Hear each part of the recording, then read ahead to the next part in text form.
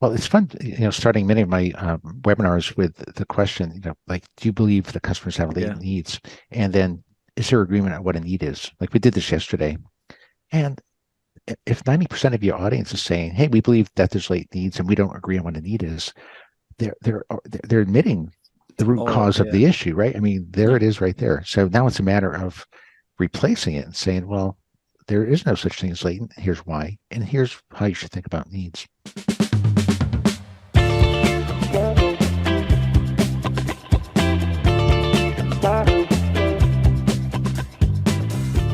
Well, welcome to the Product Quest podcast. Thank you for joining us on our journey to better understand innovation and product strategy. My name is Scott Burleson, and joining me as always, my co-hosts Jan Vermouth and Jonathan Edwards. Today, we welcome our super special guest, Tony Ulwick. If you've worked in, read about, or even heard about Jobs Be Done, you know his name. Tony is the creator of outcome-driven innovation known as ODI. ODI takes this theory, this philosophy of jobs be done, and presents it as a repeatable process. On a personal level, I was trying to figure out this innovation thing when a friend recommended Tony's 2005 book, What Customers Want. And what I found there changed my career and honestly changed my life. Tony's well published many places, but the HBR articles turn customer input into innovation, and the customer centered innovation map are classic reads in our field. I could say a whole lot more, but I'd rather not waste everybody's time. Let's hear from the man himself. Tony Ulwick, welcome to the Product Quest podcast. Scott, thanks so much. I appreciate the invite. And Jonathan, it's great seeing you guys. Thank you. Great seeing you. And to kick things off, Tony, in the early 80s, I had a computer I absolutely loved, the IBM PC Junior. I wrote basic programs on it. I did my Eagle project on it, but then later, you had some stories you told where you were a product leader in that, which helped lead to the development of ODI. I wonder if you could share that story with us. Well, sure. Well, Scott, it's interesting to find out that that's where that one PC Junior was sold. That's where it went. I loved it. I'm glad you made use of it. But you're right. I mean, my career started back in IBM. I worked there from 1981 until 1991, and I worked hard and feverishly to get into this new secret club um, that was operating under, like in stealth mode, and developing IBM's home computer, which was the PC Junior. And I spent a couple of years on the manufacturing side of it because I have a mechanical engineering degree. So I was hired as a manufacturing engineer to set up the line, the equipment. We went up to Lewisburg, Tennessee every week to build this plant from scratch. And we were hoping to produce tens of thousands of machines per day. So there it was. We laid everything out. And the day after we introduced the PC Junior product, the headlines in the Wall Street Journal read, "The PC Junior is a flop." And I thought, well, how did they get that so wrong? Of course, it's not a flop.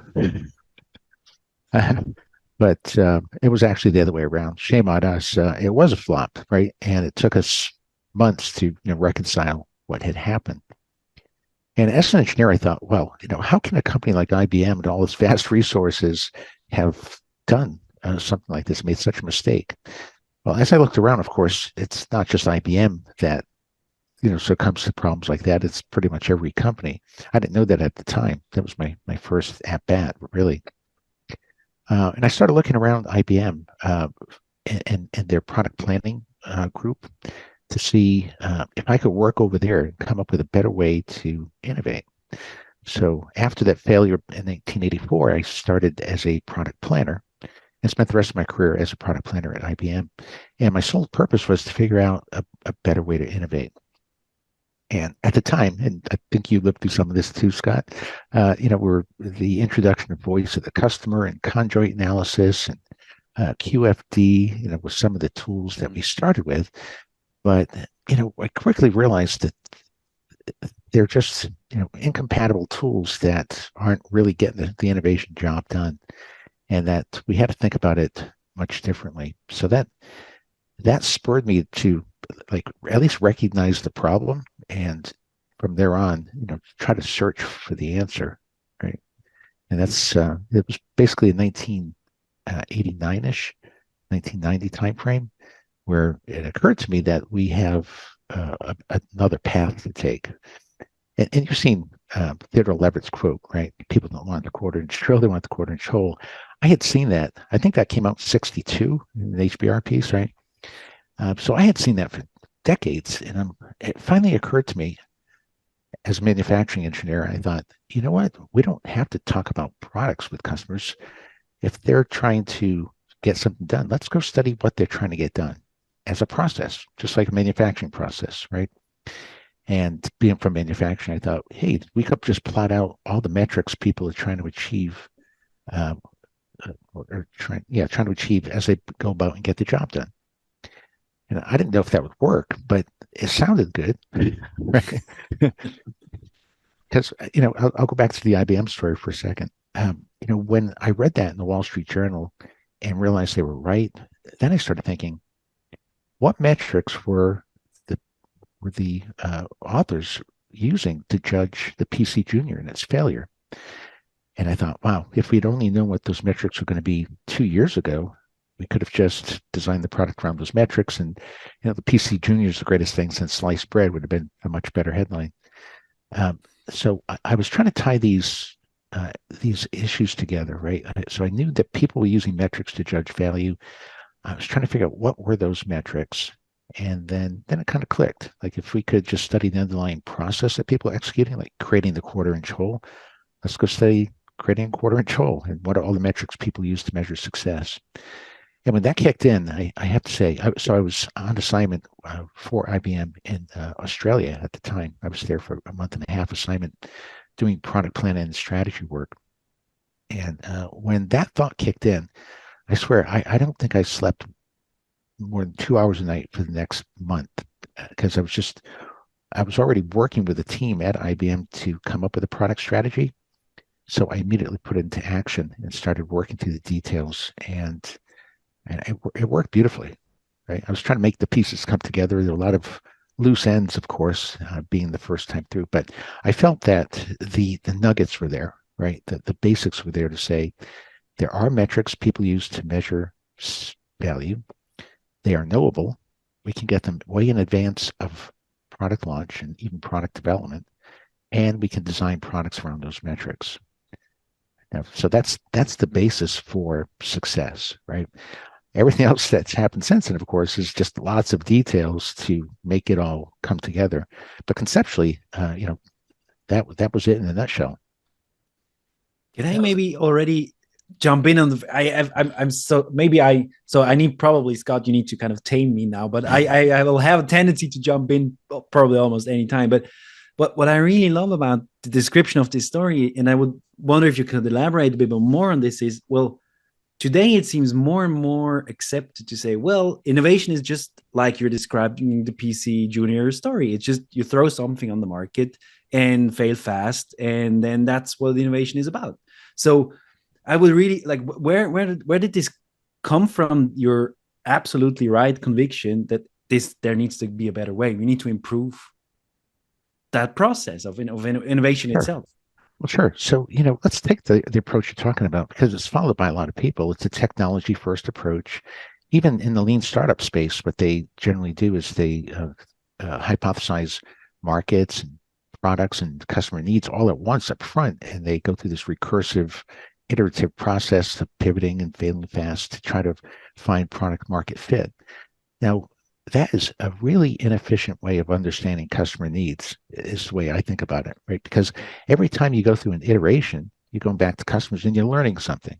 Then you come back and make adjustments, and then you go out and you learn something and so on. But what are you learning every time you go out? What you're learning are the customer's needs, right? Mm. So if you're in that type of process, you're slowly figuring out product market fit because you're learning what the customer's needs are in solution space, right? So that's the inefficiency. And I thought you could be guessing forever because you're in this iterative process. Think about lean startup. You're hypothesizing the market, the product, and the needs all at once. So it's like solving an extremely complex equation with no constants in the equation. Yeah. They're all variables, and just tossing them up there and hoping they come together becomes really hard. So what we recommend now, of course, is let's just look at one variable at a time. Let's define the market first. Let's just do that one thing, right? Then you can define the needs in the market that you know exist. And now when you know what the unmet needs are, then of course you can devise a solution that addresses the unmet needs. I mean, this is not rocket science, right? It's marketing 101 logic, right? Yeah. The logic's there. What's hard is making it work, right? And I think that's some of what we want to talk about today is why is it so hard to get people over this hump? Like I've been saying this for 30 years, right? Yeah, let's go define a market as a group of people and a job to be done. Let's figure out what their needs are, which are unmet. If there's segments of people with different unmet needs, all before we come up with the concept, right? Because to me, the goal of innovation, like in the PC Junior case, would be, hey, I want to conceptualize a product that I know is going to win in the market before I start developing it. That's a good innovation process, right? I've conceptualized something I know is going to win. I'm very confident before I even start spending money on creating it. So that's the way I view it, right? And everything I've worked on in ODI and jobs for done space is to make that happen. Is how do I turn that into a reality, right? So we don't have to guess. Yeah. So the underlying assumption is that the needs and the solution can be separated into the living in different spaces. I wondered if you could talk a bit about this, because this is one of the core tenets of jobs to be done and really attracted me at the beginning to this approach. Yeah. This idea that you have, firstly, well-defined needs, and secondly, you have this separation between needs that are constant in time. I'll let you explain a bit more about that idea. Yeah, I love the question because I think you're on one of the key points here, and that is the separation between problem space and solution space. And for most people, I think it's a very blurred line. So it's extraordinarily hard. I did a webinar yesterday, and we asked the audience, there were several hundred people in the audience. We asked them, do you think that customers have latent needs? Yes or no? And about 90% said, yes, I think customers have latent needs. These are needs that they don't even think they have. Okay. And then we asked a question, within your product team, is there agreement on what a customer need even is? And I've been asking this question for years, and the answer, 90% of them, no. 90% of the product team saying, we don't even agree on what a customer need is. So I think this is part of the problem, of course, right? If everyone's trying to come up with solutions that satisfy needs, and we can't agree on what a need is, then of course we can't agree on what the needs are, or which are unmet, or if there's segments of people with different unmet needs, or what the best solution is, right? So we have to come back and solve this root cause issue of what is a customer need. And so when you start defining needs, then you get into some of these great stories of like Henry Ford supposedly saying, if I asked people what they wanted, they would have said a faster horse. And then Steve Jobs comes along and says, people don't know what they want until they see it. Well, a lot of people use those quotes as justification to do ideas first stuff. They go, hey, customers can't tell us what they want, so why are we talking to them? Let's go build what we want and then, create demand for our products, which of course is not at all what Steve Jobs or Thomas Edison or Henry Ford were saying. What they were saying is people don't know what solutions they want, right? And they can't articulate the best solutions. But as we know, solutions aren't needs, right? And of course, it's not up to customers to come up with the best solutions. That's our jobs as innovators, right? Is to figure out what is the best solution. So getting people to believe that, hey, there's no such thing as latent needs. If you think there's latent needs, you're in solution space, right? People don't know what solutions they want, but they surely know what they're trying to achieve, right? They're trying to create the quarter-inch hole, right? Do they know what metrics they're using to measure success? Of course. You're cooking a meal. You may not know that the microwave is some great new technology, but you do know that you're trying to minimize the time it takes to cook a meal and minimize the likelihood of overcooking or undercooking. minimize the likelihood that it's cooked unevenly. These are sets of metrics that people use to describe success at cooking for decades or centuries, for that matter.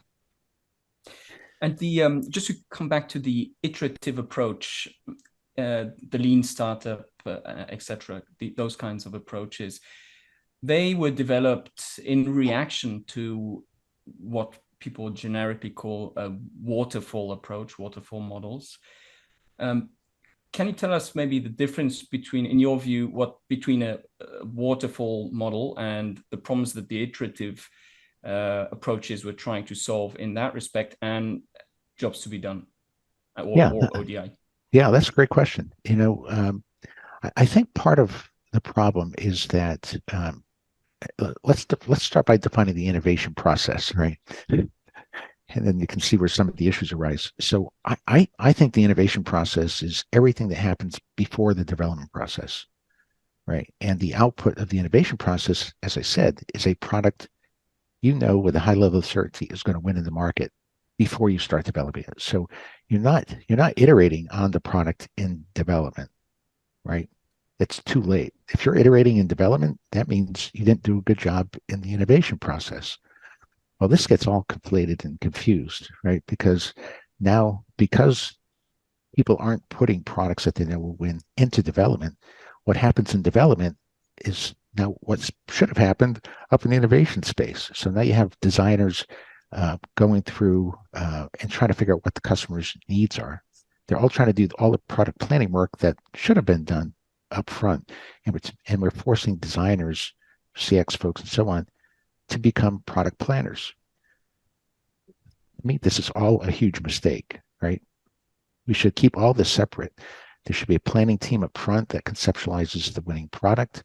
There should be a development team that goes build the product that someone said is going to win, right? And they, of course, have to design it, and they have to address all the what we call consumption chain jobs. They have to make it easy to install and set up and interface with and maintain, support and upgrade and so on.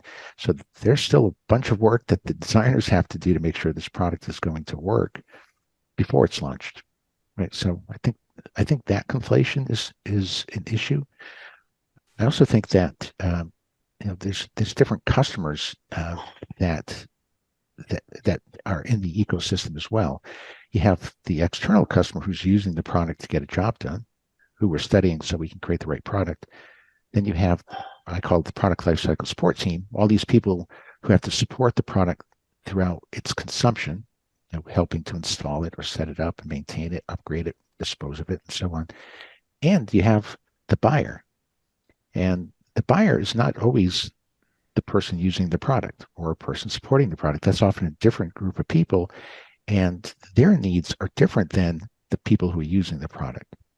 So I think separating all this out into its distinct categories, like we've done with our, we call it the jobs to be done needs framework, it lays all this out so that you can see the ecosystem, you can see who the different customers are, and you can understand the role they play in the grand scheme of things so that you don't conflate all this stuff. Like without any of this definition, it becomes extremely complicated and confusing, right? And I think that's why you're seeing these distinctions being made with, planning in a waterfall versus the way we're describing it here.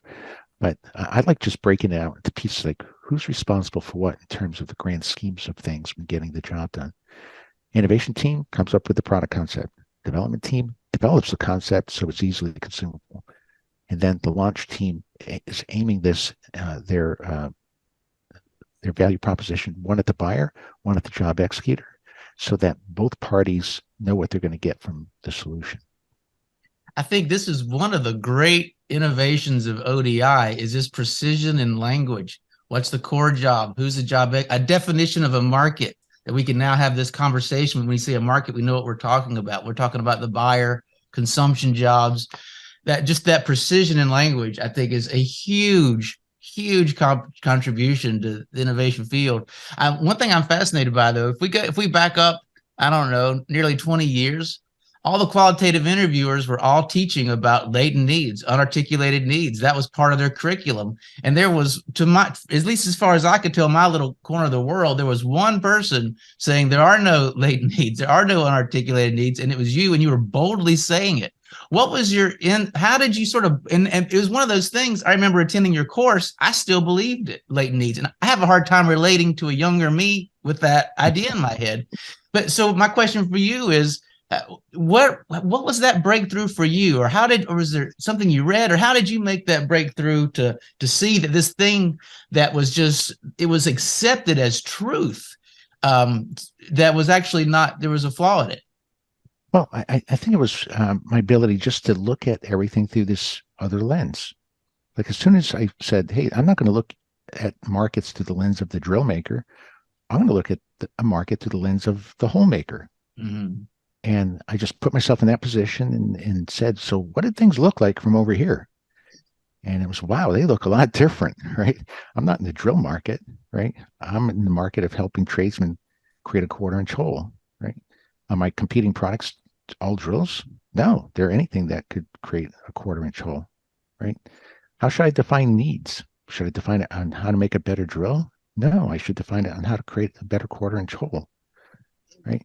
And as I just stood in that space and looked at everything and observed everything through that space, these fallacies became obvious to me, right? That people have latent needs. I said, the only reason you'd ever think that is if you're talking about solutions, like I already described, right? You're conflating solutions with needs, or you think a solution is a need. I'm not sure exactly what people are thinking, but if you conflate the two, you're going to walk away thinking there are latent needs, because certainly people don't know what solutions they want. But as I said, a solution is not a need, right? So once you get over that, you can kind of move forward and say, okay, if there is no latent needs, I should stop saying that, right? And I shouldn't let other people get away with saying that there are latent needs and people don't know what they want. It makes it sound arrogant. Yeah. I always thought that's so arrogant. Yeah. It's like, are people saying I don't know my needs? I think I do. I really think I do, right? And so I just never came to that kind of status quo, right? I guess I always had a little bit of rebel in me, and I just don't blindly believe things that I think aren't true, right? So, and that's a good example. And what I discovered too is a lot of tools were solution-based. Like you look at the Kano model, for example, that was supposed to be all about customer needs. But when you talk about exciters and delighters and must-haves, that's all language and solution space, right? That's features you're talking about. So even those types of models that were supposed to be talking about needs, we're really talking about solutions. So all this stuff is just reinforced to have this solution mindset. And I think, that's why you see today people are still stuck in that ideas first mindset, and they won't take the time or don't have the discipline to do exactly what we've been describing here for years. I guess at the time, early 2000s, I'm a product manager with John Deere. I'm learning about the Kano model. I'm learning about QFD. I'm learning about all these things. And by the way, incidentally, I was a manufacturing engineer 10 years before that. Very logical, Deming. I very much like you, I guess. I absolutely loved it. Find the waste, make things more predictable, make things faster. And it was like, and I just go right there in the factory. The research is simple. They're all right there, Yeah. And so I think at some point when I connected that manufacturing engineering to that, that's part of what you helped me do, or connect it to this world of innovation. But back there, it's when every single qualitative teacher is talking, or in universities, there's these big papers by fancy professors that were referring to latent needs and unarticulated needs. Now when people ask me, it's like, when you go to a doctor, they ask you what you're there for. Do you say, I don't know, I just wandered in off the street? It's absolutely, it's like when the scales drop off your eyes or you take the red pill, you can't see it the other way again. But what's so impressive to me is you were truly alone in boldly saying it back then. I find that. So you provided a lot of clarity. QFD. Another thing, I'll throw this out real quickly, is the QFD. We were wrestling with using that at John Deere. I was like, man, this thing, you can do a little matrix to design a handle, and that works fine. But if you try to do it bigger, the thing blows up. It becomes so unwieldy. And when you had sort of a critical position on QFD, that also drew me more in. Well, Scott, just to talk about that for a second, because I think Yeah. it was an interesting part of the evolution. I've completed hundreds of QFD matrices back in that time frame. Yeah. I used to incorporate that in the process, and because I like the general concept that says, Yeah. hey, let's just put the customer need and then put the Right. metric you can measure and control in the design of the product. Now, what happened over the years is when you look at all the relationships in that Yeah. giant matrix, what happened over time is I was getting less and less relationships. Mm. It's because the metrics and the needs were these one-on-one things. And then it occurred to me, this was probably around 1990 time frame. It occurred to me that if I define needs as the metrics that I can measure and control in the design of the product, then I can just skip this whole QFD thing, which turned out to be true, right? So allowed us to really make QFD obsolete when it comes to product innovation. And we put out Rick Norman and I and Richard Zoltner, all folks in this space, historic names, put together a white paper years back that talked about disassembling, or I forget how we worded it, disassemble the house of quality or something like that, which said, hey, you don't need this for product innovation, right? It's nice for downstream deployment, but you can skip it up front if you define a need as a desired outcome, right? This again goes to what you're pointing out, Scott. Defining everything, defining all the pieces is critical, because we're creating a system here that works together, right? It's a comprehensive end-to-end system, and it's all seen through the same lens, and all the pieces have to fit together. If they don't, the system doesn't work. And I think what we've done over the years is just worked hard to perfect all these little pieces of the system so you could execute the entire process in problem space rather than solution space. And Jonathan, that goes back to your point before, separating the two. Companies generally start in solution space, right? They're either in a market or they have an idea for a product and now they want to go do something. The first step that we go through is to take them from product space into problem space, right? You say, okay, you're trying to create a circular saw. Well, who's using circular saws? Well, it's roofers, it's framers, it's general contractors, right? So it's tradesmen, right? Yeah, okay, it's tradesmen. And what job are they trying to do? Let's go talk to them. They're using a circular saw to cut plywood and 2x4s. But what else are they using? They're using T-squares. They're using tape, measuring tape. They're using pencils. Why are they doing all this stuff? It's because they're trying to cut a piece of wood in a straight line, right? That's it. So you got tradesmen trying to cut wood in a straight line. So what you've just done there is you've gone from product space into problem space, right? And now you continue all the rest of the analysis in problem space. I can go talk to tradesmen and ask them about cutting a piece of wood in a straight line. I figure out what metrics they're trying to achieve along each step of the way. I can quantify them to figure out which are unmet. I can segment around them to see if there's segments of tradesmen with different unmet needs. And then I can put my strategy together. And then I go back into solution space, right? So all the analysis is done in problem space, and then you convert back into the solution space. So in the end, and we see this all the time, like the executives don't want to see the sausage making in between. What they want to see is, what is the product that's going to win in the marketplace, right? It's the exact thing I said before. And entrepreneurs do this too. They're in front of their investors all the time, VCs. The VCs are saying, show me your product. Why do you think that's going to win in the marketplace? And what we're doing here is providing a way to show you, right? I know it's going to win the marketplace because it has this set of features. Well, how do you know that's the right set of features? Well, it's because it addresses these outcomes. How do you know they're the right outcomes? Well, because we quantify them. We found a segment of the market that's 50% of people, and they have these 14 unmet needs. Well, how did you figure that out? Well, we studied the job that they're trying to get done, and this is, this is what we've concluded, right? It's a very compelling story. Go ahead, John.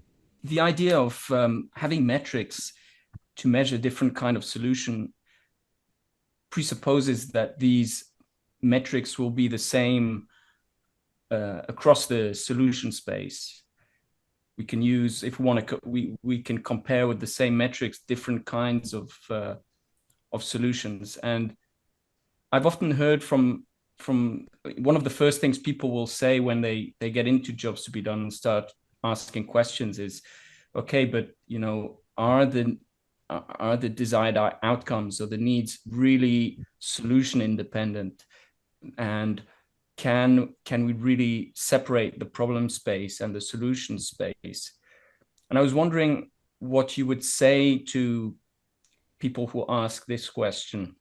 So typically, I'll give maybe an example. Internet of Things is trendy, has been trendy for some time, or people are trying to implement it. And so you have a water boiler, and now suddenly you want to add an app to the water boiler, so you can that's many people are thinking about these kinds of innovations.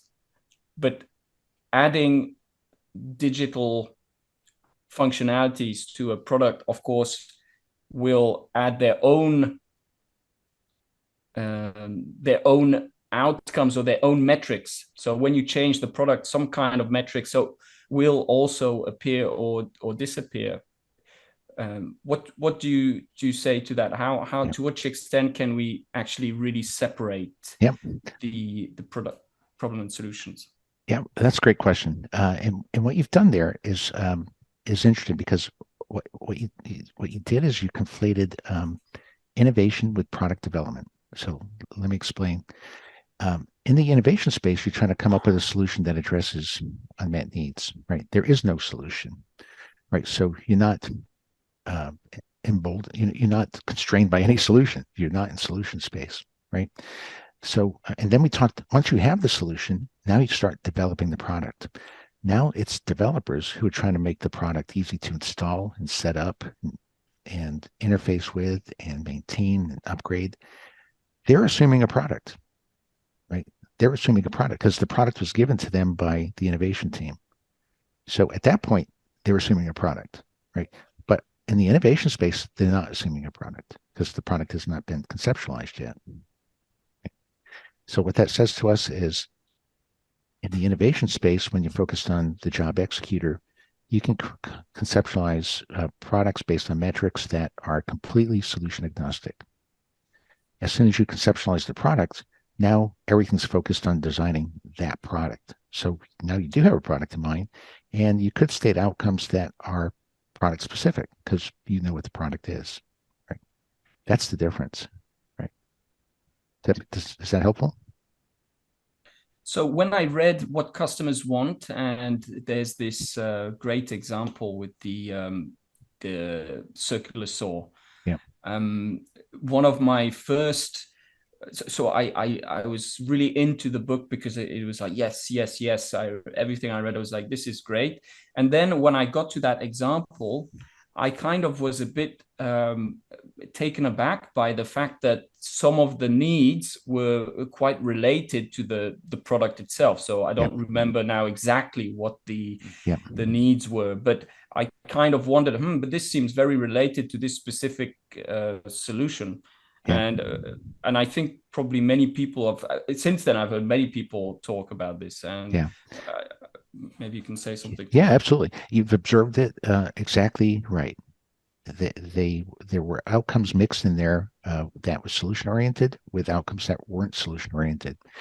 Now, keep in mind that was back in 2005, and at that time frame, we were talking about consumption jobs versus core jobs. But in our research, we combined them together, right? So we would mix them up. Now we don't. We actually keep them separate so that we don't conflate or confuse any of this, right? But in the Bosch case, it was kind of interesting because they knew they were going to create a circular saw, right? But they didn't know what features were going to go on it. But still, all the outcomes relating to cut the wood in a straight line were solution agnostic.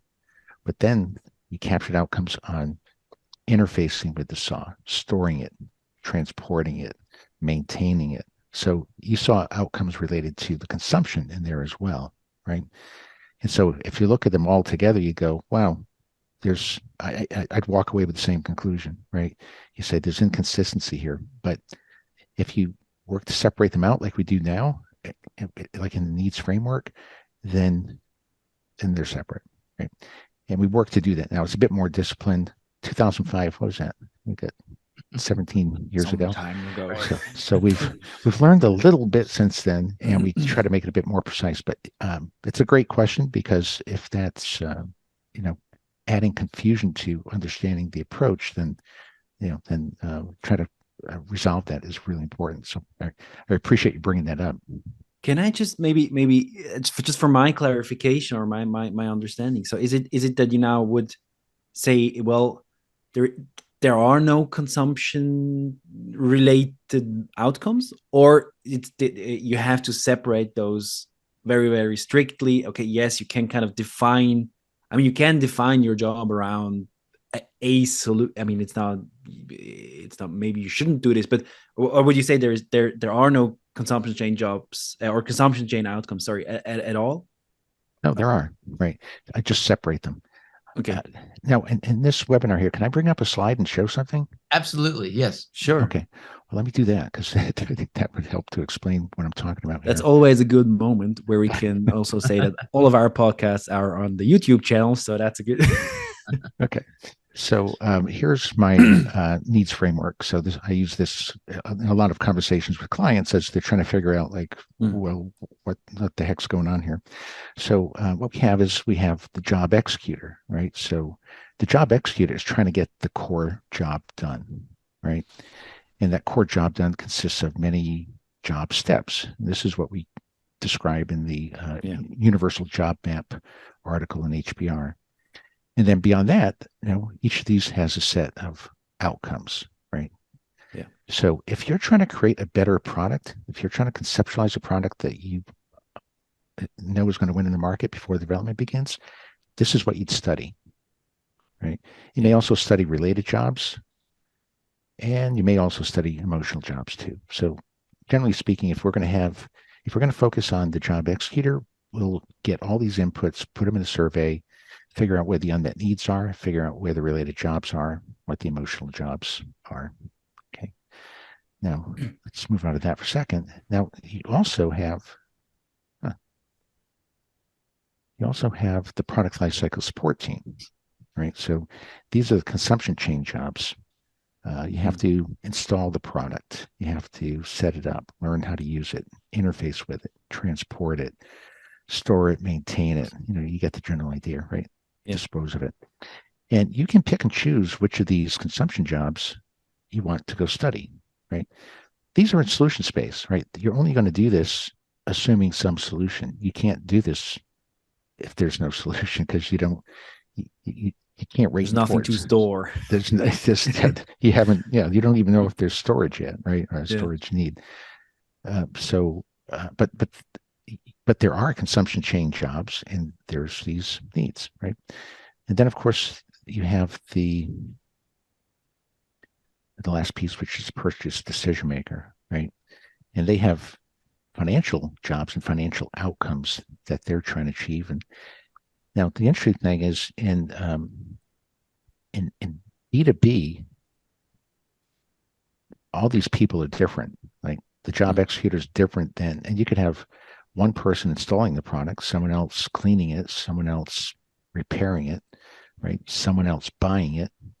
Yeah. But in the B2C space, it's often the same person who does everything, right? The consumer is using it, they're consuming it, they're buying it. And so you just have to decide. So I have a bit of a silly question, which is if everyone applied the jobs to be done framework, ODI framework perfectly, would they all end up building the same product? No. Great question. I've said this going back years. All else being equal, right? If everyone had the same ODI inputs, the most creative people are going to win, right? It's going to be the people who come up with the best solutions to address those needs that will win in the marketplace, right? So it is going to come down to creativity, right? And the ability to conceptualize products and services and features that can address very specific needs. So, yeah, it will come back to that. Everything else given, being equal. One of the That's essentials. very interesting. Sorry, go ahead, Jan. No. Well, it's just, I mean, what I think is what I really like about, well, there is a buffet of things we could go back to, but what I really like about this now is that, well, there is no direct relation between an unmet need and its solution. I think that is how I would like to, there is no, so even if you have like a perfectly measured needs out there of the market, it doesn't lend itself directly to a solution. Is that kind of what you're saying? So there still, it depends on how creative are you, or maybe how creative also does your company allow you to be. I mean, that can also have some constraints, and that then still influences a lot the kind of the product success in the end. Yeah, that's absolutely right. Yep. And what I often say is, what companies would do exceptionally well at innovation if they would just make sure their product teams understood all the customer's needs. So when you look at the numbers I told you earlier, 90% of product teams don't agree on what a need is. Well, of course, then that nobody agrees on what the needs are. No one agrees on what needs are unmet. No one agrees on if there's segments of people with different unmet needs. That's the problem that management has to work to fix. So if they could insert people into their organization, it doesn't have to be hundreds of people. It can be a handful of people that know how to do ODI and know how to capture outcomes in this fashion and just present this form of information to their product teams. That's transformational, right? Because now you can align the entire organization around a common set of customer needs and agree on which are unmet. So now what you're debating is not what a customer need is. You're debating what the best solution is, which is what the organization should be doing, right? Yeah. But they're spending so much time on these other issues. And this amazes me. I've been talking about this for 30 years. Why isn't everybody talking about what is the best way to define a customer need, right? That's where we spent 30 years trying to figure out how to best define a customer need. Because a need's a statement. It's a sentence, right, that has to communicate information from the customer to the innovator. So what does the innovator want to know that will help them innovate, right? Think of it like that.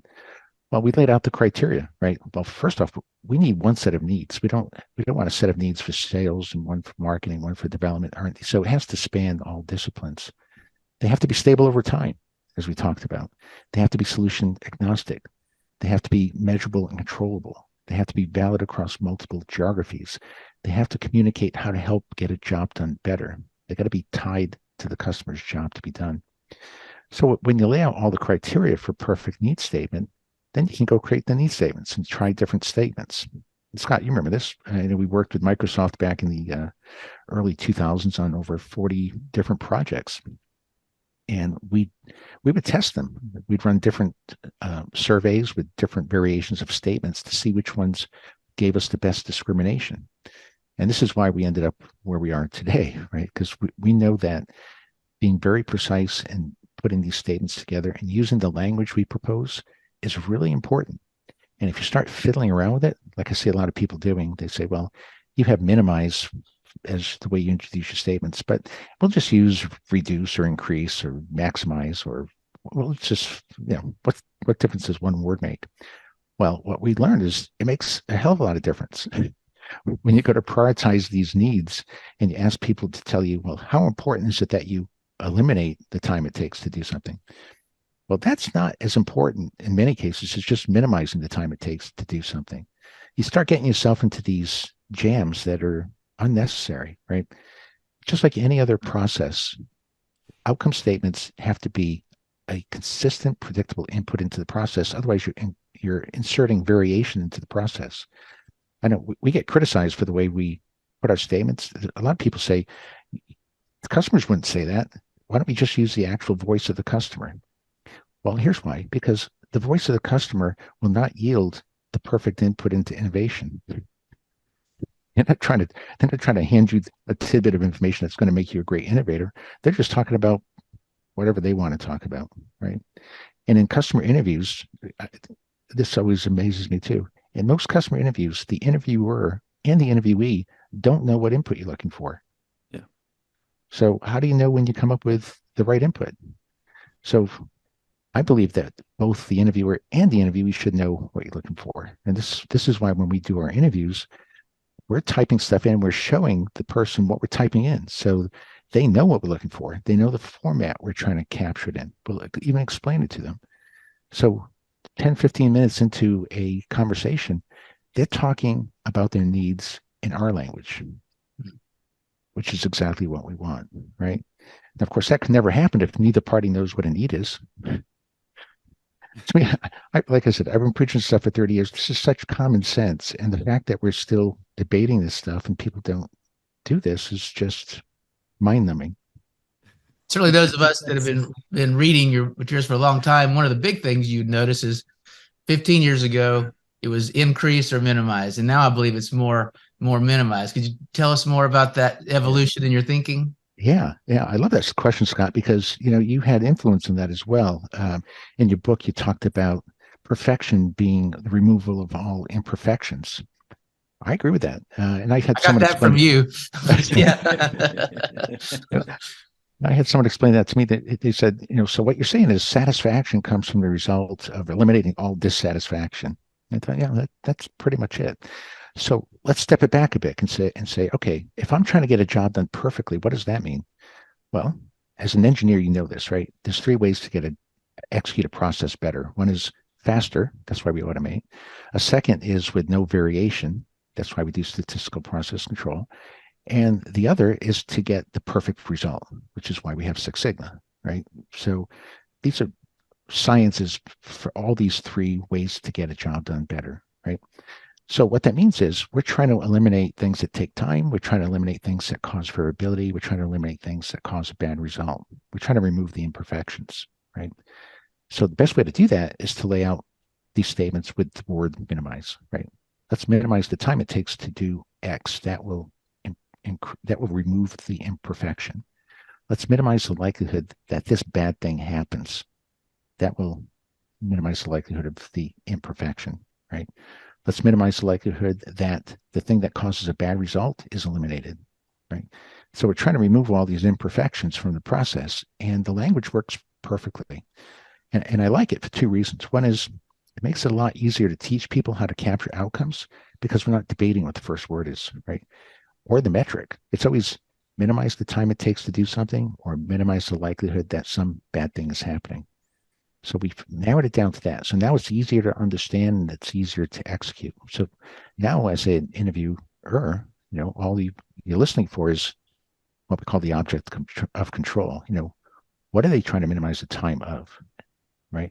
What bad thing are they trying to prevent from happening? And so following the constructs we've laid out here really has turned this into a science. We're trying to take the key input into the innovation process, which is the customer needs statement, and perfect it. I think, I think that's one of the biggest, most important ideas I've ever heard, maybe rivaling jobs we've done itself. That what we're trying to, you can't really separate from jobs we've done totally, but once you understand what they're trying to do, then what you're really trying to do is pull what are all the imperfections, what goes wrong. It's a mentality I take with me into my qualitative interviewing. Like I'm interviewing, what's this person trying to do? And I'm just like a bulldog. What are the problems? I mean, what's slow, challenging, all the normal things, but what is going wrong? And then what are the root causes of it from that? It's just like, I just think it is such a powerful idea. And when I learned that directly from you, I remember exactly the context. We were netting outcome statements together, which is kind of it can be, I think it's kind of, if you enjoy this, it's a fun process because you're obsessing over language and you're making sure you've got the accurate outcome statement. But I had one in there that was increase the likelihood of some good thing happening. And you're like, no, Scott, we want the purpose of outcome-driven innovation is to help a customer to accomplish a job perfectly. These statements should be about removing the bad things, not about adding the good things. And that is as big an idea as anything I've ever heard, certainly in innovation. Well, Well, the good news is it Thanks. works, right? Yeah. But it's like that's engineer talking now. It works. It has to work in the end. but Yeah, it's that helps. it's a mentality that you carry through interviewing, you carry through the netting, you carry through really every part of it. I found that to be a very clarifying, important concept. Yeah. Scott, what we've done recently too is we've, well, I say over the past 5-6 years or so, in the interviewing process as well, we're trying to eliminate netting, right? You know how much time that takes. I know as much as you like that, a lot of people don't, but there's a way to eliminate netting, and that is to never write a bad statement. Yeah. Right. So this is where we are now, is where, as you go through the interviews and we're having, we're typing it in, letting them see it, we can validate it and validate the language and everything in real time with customers. So we're not sitting there later debating, did they mean this or did they mean that or whatever. It's all done in real time. So it might take 5 minutes to capture one outcome statement, but that's okay. If there's 100 outcome statements, it takes you 500 minutes to capture all the outcomes in the market. That is really time well spent.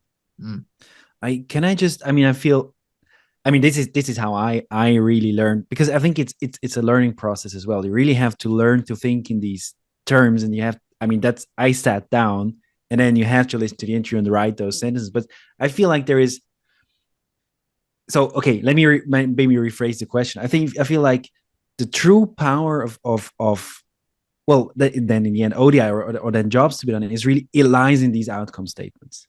I feel like people get fascinated by not the drill, but the hole in the wall, which is kind of the core idea of jobs to be done. But then what? Like, what's the next step? And then I think this beautiful invention that you had of these outcome statements, which really brings a precision into language. And then Scott, you mentioned it kind of on the side. You say, we're obsessing about language here, and I think that is exactly right. That is what's happening here. But that part then is for most people really, really difficult. It's really hard to wrap your head around. It's like, wow, how does these? The way I learned this was, for me, it was really clear. Like, okay, that's the job. These are the metrics, and then you have to just train the way you write and think. And that, as a kind of, as a philosopher, that's what I do. I spend a lot of time thinking about how to write. So I love this about the method, like, instantly. But I feel there is a disconnect. There, people really, that's what most people so much struggle with the rigor of that language. But I don't mean this as a criticism, because that's exactly the power and the beauty of the process. Once you have the quantitative result, and you know exactly what the unmet need is, magic can happen, like, honestly. Yeah. But I feel like that's the hardest part of everything, really grasping what exactly is an outcome and why should we spend so much time about precision here.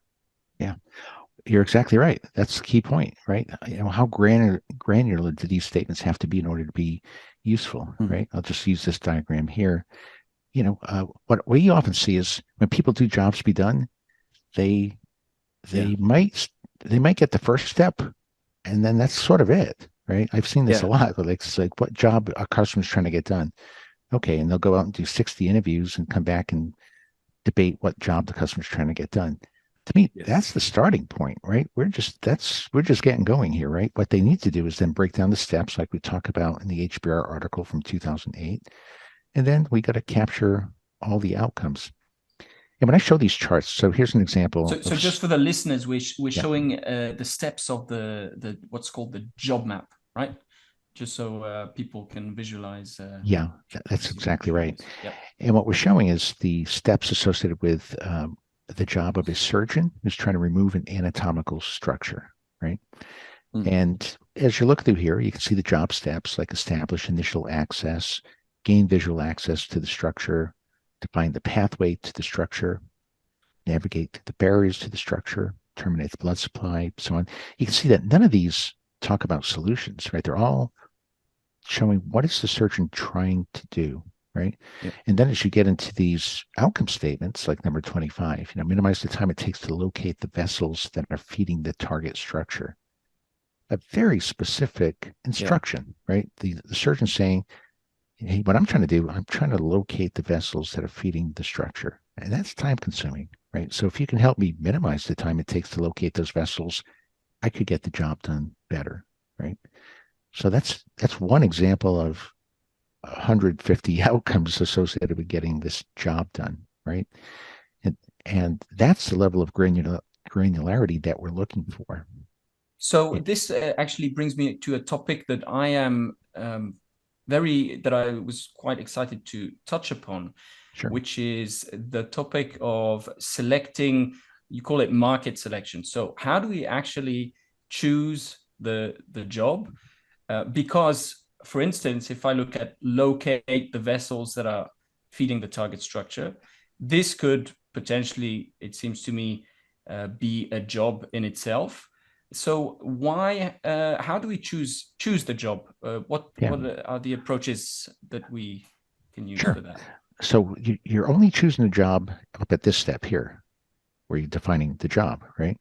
So keep that in mind. Once you define the job up here, by definition, these become job steps, and these become outcomes, right? So what you're struggling with there is getting this right? Exactly. Yeah. All right. So now, so there's two key ways to look at this. One is if you're already in a market or you already have a product in mind, then you want to do what I suggested earlier. Come to something like this. We call this the market definition canvas. I use the circular saw example, right? Whichever job, for whichever product you're producing, ask the question, who are the executors? What's the function of the product? What other products do they use in conjunction? What is the job they're trying to get done? Now, what I often do in interviews is I'll look at this in advance and maybe come up with 5 options. And then that's the starting point. When I go into the interview with customers, I'll say, hey, we know you're using circular saws, and we're sitting around speculating that these might be the top reasons. Do any of these resonate with you? And they may say, yeah, it's number 4. That's why we're using it. That's the job we're trying to get done. Or they may say, Tony, none of those are the reason why we're using the product. And that becomes the start of the conversation to figure out what is the job they're trying to get done, right? And we'll try to reach consensus amongst a number of people. And once we have the job in mind, then we go on and we create the job map, right? Because next we want to know what are all the steps in the job.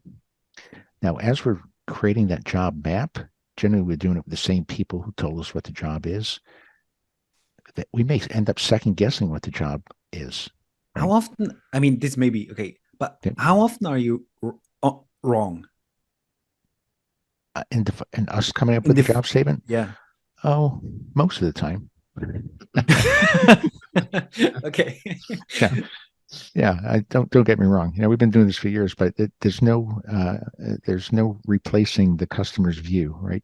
We can think certain things all day long, and every day we learn. It's like, that's why I don't even get. That's why I start the conversations like I do. I said, chances are these are wrong, but just do any of them resonate?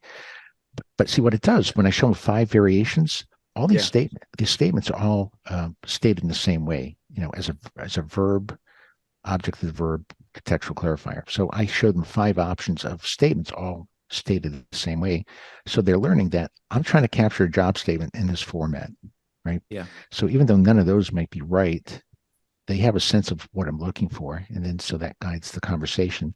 And it may take an hour.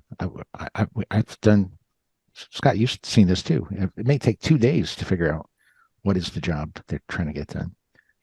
But it is self-correcting. Like if you get that wrong and you start building out the job steps, things won't make sense, right? Yeah. And once you get to the outcomes, you may find you have 20 outcomes in a step. You go, maybe there's 2 steps here. Or you may have 3 outcomes in a step and go, maybe that could be combined with this upstream step and so on. So, I mean, you learn as you go. So the first way to frame the the study, and I mean, define the job to be done is to, if you're already have you're already in a certain industry, or you have a product that you have in mind, such as a saw, you may ask the question, what is the job that Yeah. this saw helps my customers do? You make a few hypotheses, then you go and check with some customers to see if that makes sense for them. Yeah, that's right. That's great. And so what would be the second? in the second case, when you don't have a product?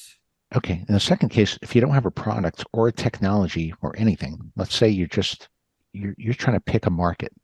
You're open to anything. You're open to any group of people. You're open to any job to be done. We call that market selection. Mhm. No, it's a different exercise altogether, right? So what you're going to do is you're going to come up with alternative markets and judge them against some criteria. On our website, we have a market selection criteria list. I think there's 42 embedded in an Excel sheet that can help you pick out one market over the other. Like, for example, would you rather focus on a market that's comprised of 3,000 job executors or 300 million job executors? Would you rather focus on a job that gets executed once a year or 5 times a day? So it's market selection in job space, right? So the criteria all looking through that same lens of, hey, I'm sitting over here as the whole maker, right? And so you can lay out all your different options and pick a market. Now, what I see in the jobs to be done space is a lot of people confuse or conflate market selection with market definition. So let me just spend 1 minute on this. You've all heard this, I'm sure. People don't want the quarter-inch drill, they want the quarter-inch hole. Well, maybe they don't want a quarter-inch hole. Maybe they're trying to hang a picture on the wall. Or maybe they're trying to make their room more productive, area more productive for work. All right, now what happened there is we went from a market definition exercise to a market selection exercise. If you're a drill maker and you're the product manager for the drill line, you're responsible for growing revenue in the drill space, right? So it's very legitimate for you to go study the job of creating a quarter-inch hole, right? That's what you're going to go study, because that's how you're going to learn how to create a better quarter-inch hole. Now, do your customers want to hang a picture on the wall? Maybe, but now that's a market selection decision. You're not in the market of putting a frame on the wall. Do you want to be in that market? Right, now go to the market selection exercise, right? Like I described, right? So I hear that all the time, and I think it confuses what jobs to be done is all about, right? It's conflating market definition, which is the goal of in Levitt's quote, right? People don't want the drill, they want the hole. Let's define the market around creating the hole. All right. That's legitimate if you're a drill manufacturer. If you're a frame manufacturer, studying creating a hole in the wall probably won't do much good either, right? So you want to study the job of projecting an image on a wall, or whatever the job might be, as defined by the customer.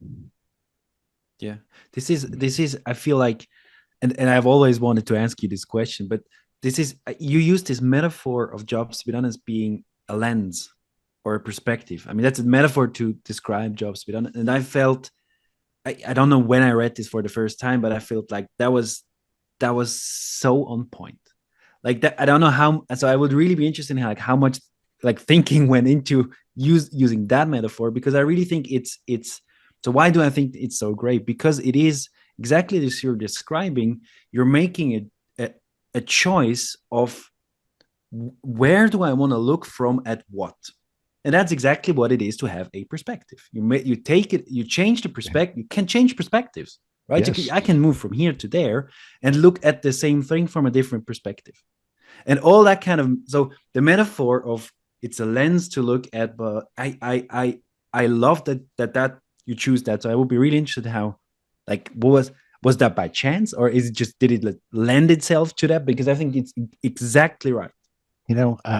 I can tell you a story of that because it goes way back. I was reading a book years and years ago on Einstein, the theory of relativity, and it talked about how he would do thought experiments, and he would picture himself sitting out on the end of a beam of light traveling through the universe at the speed of light, and he would try to envision what would he see from that perspective. And I always found that fascinating. I thought, wow, perspective is powerful. And so again, back in those early days, when I was in Australia and thinking through this stuff, that occurred to me again. It said, what would the world look like if we just look through the lens of the whole maker? And I just dedicated myself and just flipped the switch in my head and said, I'm never going to pollute my brain again in solution space. I'm going to see everything through the lens of the whole maker. And it required me to create this whole different language of innovation to see so everything because we talk about needs and segments and markets. We talk about all the same words that everyone uses, but we have a different definition for every one of them because they all look very different when you're looking through that lens. So to your point on, it was not by accident. It's really a dedication to work hard to see everything through that lens and not trail back into solution space because it's so easy to go there, right? Yeah. But now I don't have to worry about trailing back into solution space, but I think that's the challenge. Yeah. And one thing, I think perspective is such a more powerful concept than a popular notion today of empathy. And I mean, not that anything's wrong with empathy, but I don't think empathy is as useful and actionable. It's not as perspective, like literally seeing functionally the things they're doing. I mean, it's nice to have empathy for people, but I don't personally find it to be as useful as actionable. And that's what, and by the way, that could be a metaphor for back in the early days, reading about Christensen. I loved it. Jobs Be Done. I mean, Innovator's Dilemma and Solution was wonderful, but I didn't know what to do tomorrow. I didn't know okay, what do I do tomorrow with this insight?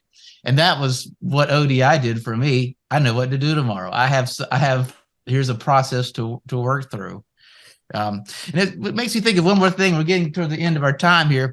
Tony, I know you've observed this over the years, but there's something about ODI that gets there's some segmentation of people that see it and immediately get like super excited and drawn to it. And we're the crazy people that are harassing you and blogging about it and whatnot. What is it about this? What is it that makes people in common? What is it about this segment of people that sort of just almost immediately get so enthusiastic about ODI?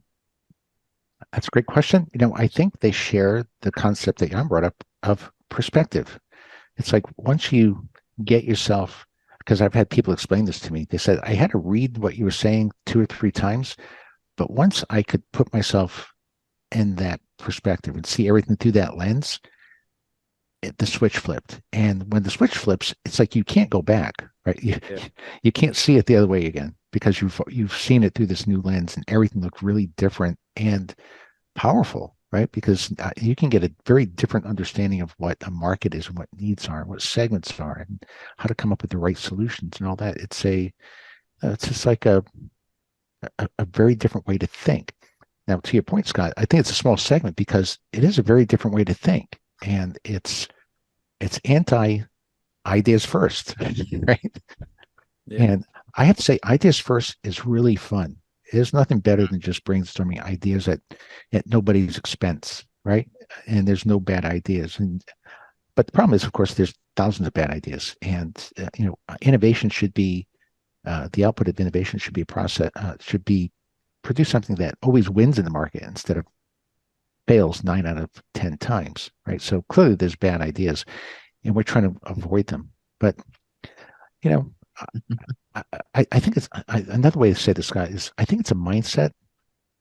I've thought a lot about this over the past 5 years, and I've spent the last couple of years rewriting a lot of materials for our training courses and things like that. And I have a short course that's on mindset. That's it. It's about an hour long, and the goal is to talk about markets and needs and opportunities and segments and strategy through this lens. Just redefine those 5 basic things. And once you see it, like I said, the switch might flip or it might not. right? So I don't think it's for everybody. I think we're just naturally wired to solve problems in solution space, and it's an extra difficult discipline to try to stay in problem space long enough to, you know, flesh out, a solution the way we're doing it here. But if any of you guys have more insight into that, I would love to hear what you have to say. Well, I was kind of, well, maybe one answer is there is a certain set of people out there that have the same kind of unmet needs, and then they were naturally drawn to the solution. Oh, like that could be one of the stories about why ODI. But probably that only goes so far in the explanation of because I really think it's I mean, for me it's like almost okay, hole in the wall, and the drill in the hole in the wall is like, it's like a little window, and once you open it up, there is a world behind there, right? And and ODI is really this. I mean, you take away the blinds, and then there's the world, right? So that, but and I think it's kind of that I think it's that perspective switch. So it's really this changing of I'm seeing the world in a different way. Well, I've met two different kinds of people, I think, who get into jobs to be done and feel a fondness for it.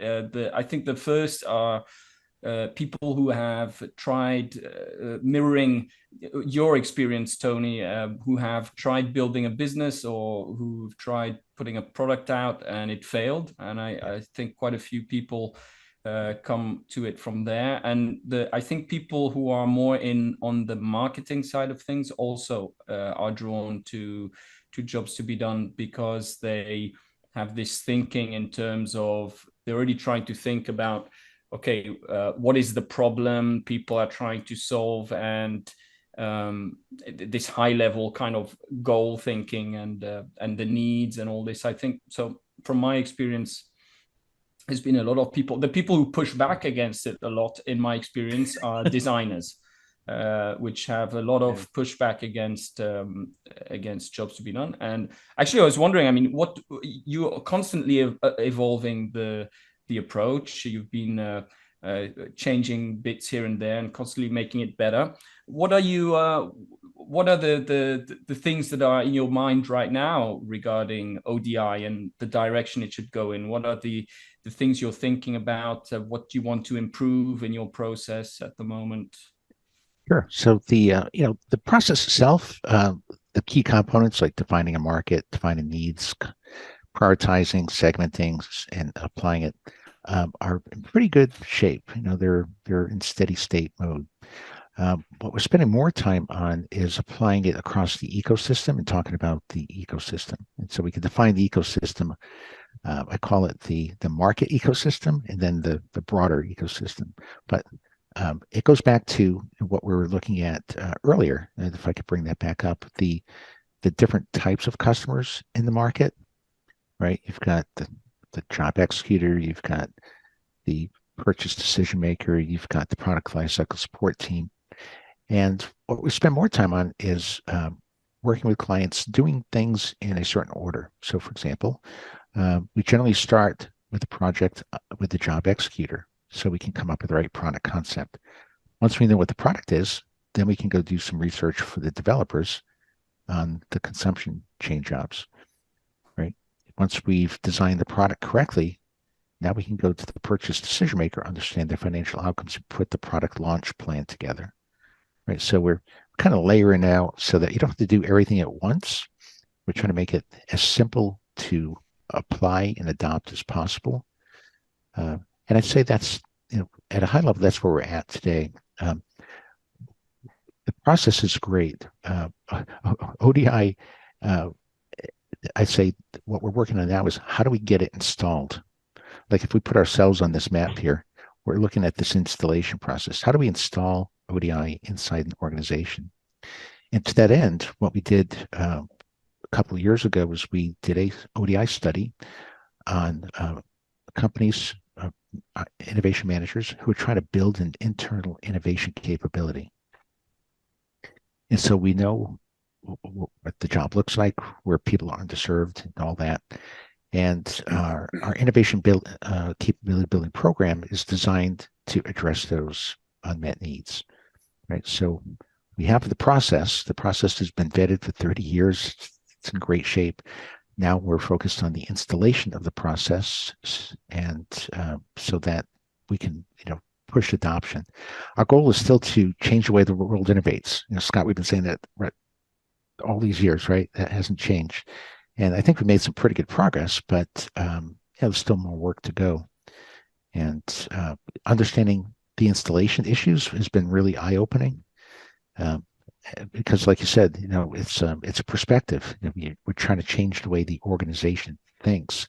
It's hard to do, right? So we've developed some courses, like I said, just for that purpose. How do we change mindset? And then how do you use frameworks? And then what are all the rules and guidelines to conduct ODI? And then finally, how do you conduct customer interviews? And so we have those first two courses complete. They're available online right now on demand. The third course on all the rules and guidelines will be up and running early next year. And then the final piece will be up by spring.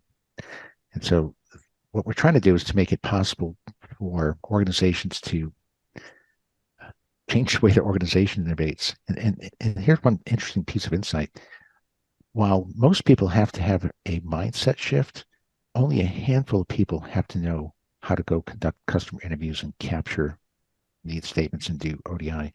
You could have, we have companies of tens of thousands of people that have 10 ODI practitioners that take care of everything, right? I saw an inverted slide the other day that said, the percent of people who do discovery versus the percent of people who do ideation versus the percent of people who do development and then launch. And it was like nobody up front, right? Yeah. And everybody downstream. Yeah. Now, that didn't bother me so much because I think it's actually accurate. Like, I don't really think you need hundreds of people trying to conceptualize the winning product, right? You just need the right data and then do the ideation work with the right extended team to create the product concept. It's not... All we're trying to do here is to say, hey, instead of using whatever you've been using for customer needs, use outcomes. Do everything else the same, right? People have been creating products for years. Companies are great at creating products. They're just not great at creating the right products. And if you just take this new input and plug it into your system, that will fix the problem. Yeah. That's a simplistic view of how I like describing this. But of course, there's a lot of challenges in making that happen. I mean, that tiny slice there install is a huge job. I mean that is all the cultural change, and it's huge. And so if you at any time happen to have that data, I would love to see it. Well, I think that's a fantastic though. Like, I think that's completely logical as the next step for ODI and for strategy and for you, Tony. All these years, 30 years perfecting this process. And now to Jan's point, change management, that's getting these folks to use it or implement it. It's lofty, but hey, if it wasn't challenging, anybody would do it, right? So yeah. I think that's I was also wondering that sort of what's next. And I think that's a fantastic vision. I think that's something that should keep you guys at Strategy busy for a little bit, because there's a lot of companies, my gosh, who could benefit, and all of us as consumers. I've gotten to experience the patient's journey recently, and I've gotten to see a lot of imperfections. And so, it does, when we use better products, they help us get our jobs better. They make our lives better in some way. So I think, so I think there's a, we get interested in ODI and we get together, we talk about it. We love debating the minutiae things, but I think it's worth stating that this really does help improve the lives for people.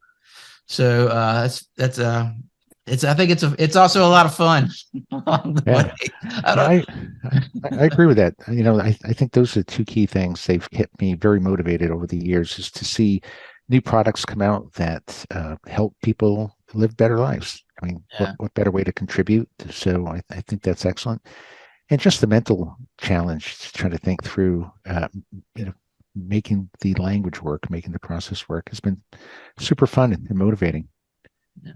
I'm not going away anytime soon. So Well, good, because we're counting on you. Well, this has been so fantastically fun. I knew this time would go by. I knew it would go by quickly, and I knew I would have a high percentage of questions we didn't get to. But maybe we'll arm wrestle you and try to get you back in here again sometime. But I want to mention a few things. Find What Customers Want, the book, 2005, or Jobs to Be Done, Theory to Practice, both available on Amazon. If you're really lucky, you'll have Business Strategy Formulation, the original book. I've grabbed a couple copies up myself because it's not in print, but I recommend that one as well. You can follow Tony on Twitter at Ulwick. That's a pretty good Twitter handle to have. You must have been early into that. You can certainly learn about ODI with Tony's firm Stratagen. It's like strategy with an N at the end, www.stratagen.com. And with that, Tony, we have one final question. If we were gonna back in the day, you might remember we had our Stratagen users conferences and we had folks around, which was a lot of fun. If we were gonna have another ODI conference, or if you were going to assemble together business leaders and we wanted to, I love your thought about mind shift, and we were going to watch a movie as part of the festivities. What movie would we watch that might help, or even if it's just entertaining, what movie would we watch together? To change mindsets? Or for whatever you want to do, whatever your job to be done would be as part of that. Oh man, that's a tough question. I don't know, Scott. I'm not much of a movie watcher. I think we're going to have to make our own movie, right? How to innovate successfully every time. All the better. I remember when you participated in one of the user conferences years back, and your presentation was excellent. I'm going to leave that up to you. I think you could put the entertainment package together. You're really good at it. Oh, it was a lot of fun. That was a lot of fun. I was as nervous as I've ever been in my life, but that was a fantastic experience. Okay, we'll do that. But when we get our conference together, I'll be the entertainment. I like it. Yeah, well, fantastic. Oh, this is so much fun. Well, Tony, thanks so much for taking this time with us. Without question, you're on the Mount Rushmore of jobs to be done, not the topic of innovation itself. I've learned so much from you. There's different people that I just really learned a lot from in different stages of my life. Early on, it was just Deming. In the mid 90s, I found this guy, Min Ambassador, taught creative problem solving. And then, honestly, 2005, What Customers Want. And so it's sort of weird to think about. And I know I tell you this all the time, but I'm appreciative, and I can't help but saying it. So thanks so much for that. Thanks for all the kind words. I really appreciate that as well. Very nice. Excellent. And with that, friends, we conclude today's Product Quest podcast. Please send any comments or ideas for future shows to productquestpodcast@gmail.com. We'll see you next time.